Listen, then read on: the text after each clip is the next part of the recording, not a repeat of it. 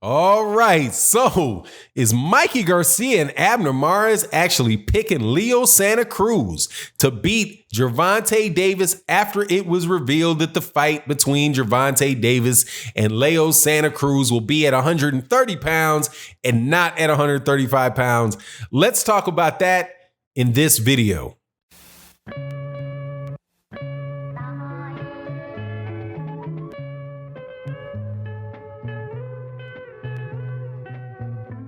All right, welcome back to the channel. So you got Mikey Garcia and Abner Mares chilling in the living room, giving an interview to, I think this was on Fight Hype, and actually let out their mouths that they think Leo Santa Cruz has the advantage over Gervonta Davis in their fight at 130 pounds.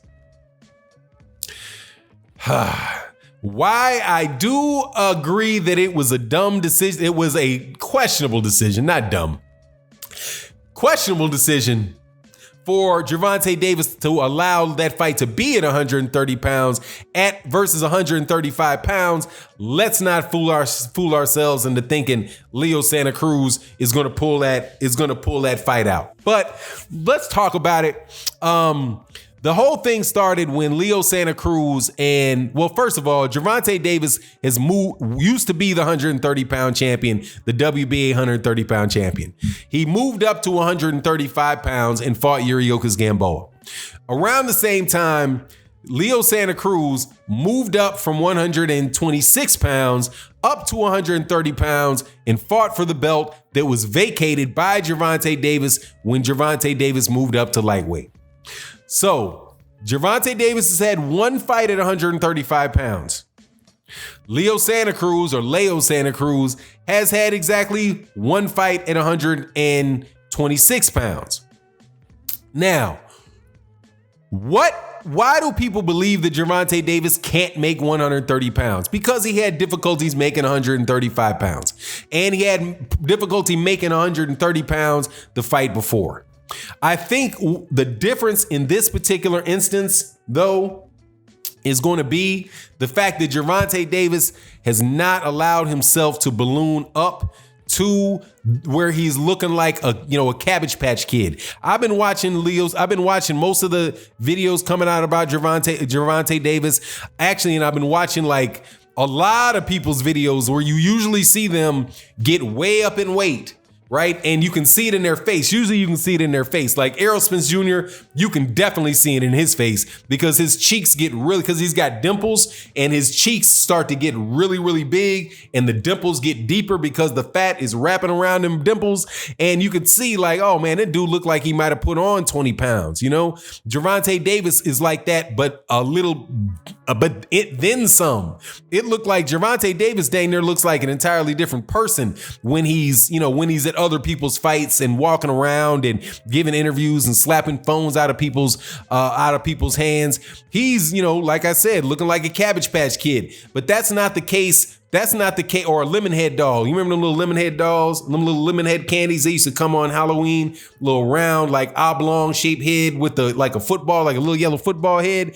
That's what Tank's head looks like when Tank when Tank puts a little bit too much weight on. But I've been watching Tank. Tank doesn't look like that. Errol Spence Jr. doesn't look like that. So it seems as if this whole quarantine thing is keeping Gervonta Davis closer to that weight. And Gervonta Davis also knows exactly who it is that he's going to fight and is pretty much waiting for his training camp to start because the idea is that the first pay-per-view that's going to take place after boxing comes back and you're able to have crowds and all that stuff, the first major pay-per-view to take place is going to be the Gervonta Davis versus Leo Santa Cruz fight. So it seems to me that like right now, he's not going to have to engage in the same massive amount of weight loss that he's had to use in the past when he's coming down from what looks like 160 pounds, 165 pounds, all the way back down to 130.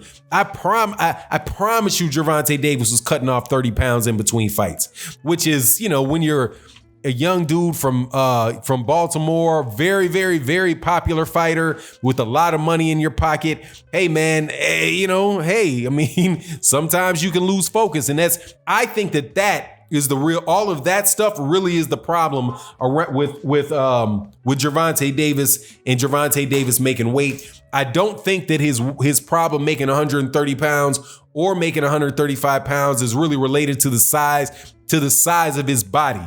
I think that it's really just a matter that because he is being undisciplined in between fights, that he has to spend all of his time losing weight, and he might miscalibrate that every once in a while, and be off just a little bit, because most of the time that he has missed weight, he's able to go in. It's only been one time that he hasn't been able to just go in and get the weight off. And I think that was for the Francisco Fonseca fight, where he was like near a full 2 pounds. He was like a full 2 pounds over the weight. But then he came back in the very next fight and made the weight and was underweight and made it easy. The next fight, he had some difficulties again.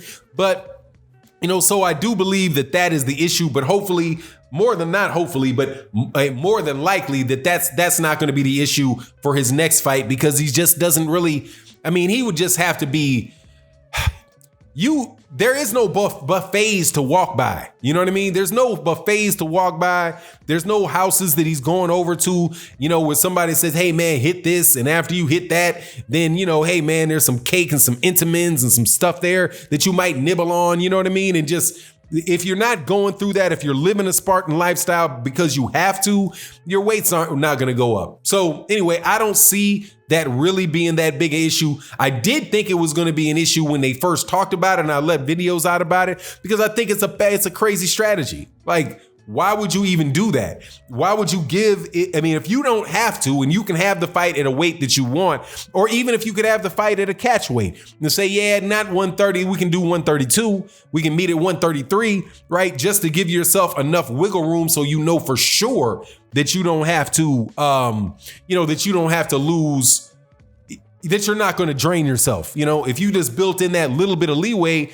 then hey man, that would have been better off. But hey, they obviously thought that Leo Santa Cruz's presence in a pay-per-view fight is important enough that they're willing to concede that. Now, I would also be interested to see in the contract to know whether or not how stiff the penalties are for missing weight, because I know for sure Floyd Mayweather Jr. Has been willing, himself had been willing. I think in the Juan Manuel Marquez fight, there was a catch weight, and Floyd was like, nah, I just pay the money. Now, I don't feel like losing the extra 2 pounds. Nah, I'll just pay the money.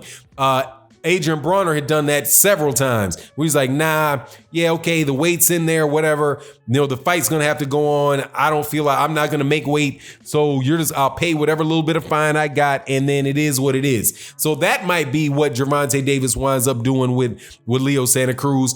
Unless, of course, for some reason Leo Santa Cruz is able to get like that Mikey Garcia like provision in there that he had for the fight with Adrian Bronner, where there was like a $500,000 penalty for every pound he went over. Now, don't quote me. I know that the penalty was somewhere around $500,000, but I don't know if it was $500,000 per pound or whether it was $500,000 if you're over it all. But it was a significant enough penalty that Adrian Bronner wound up coming in at like, for 100, he could have came in at 142. I think he came in at like 138, something like that, something so far below it that he looked drained in the fight.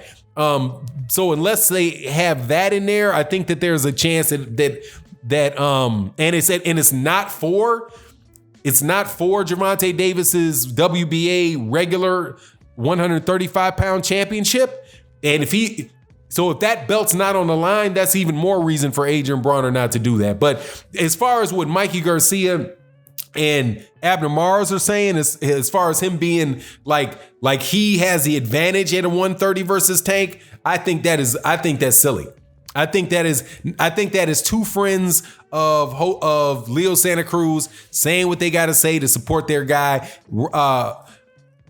Ramirez even said, he's like, hey man, I'm riding with Leo Santa Cruz every time. Mikey Garcia said, hey, I'm riding with him because they are for some reason Mexican fighters and Mexican fighters. It's okay for them to like Mexican fans and other Mexican fighters and to root for the Mexican fighter because he's a Mexican fighter. Who would have known? It's actually okay for people from the UK to root for UK fighters just because they're UK. I think that scenario is only off limits to American fighters who support American fighters just because they're American fighters. But that's my take on the matter. And you let me know what you think in the comment section. Personally, I think Gervonta Davis is going to smoke Leo Santa Cruz, and I am absolutely positively looking forward to it. I don't care how long his arms are or how he has the height for the 130-pound weight, whatever, dude. This dude is going to get beat up, and he's a high volume puncher, which means there's more opportunities for him to get countered and busted up. But we'll see when the fight happens, because we do know that this fight is definitely going to happen. But let me know what you think about it in the comments of this video. And with that, I'm out. Peace.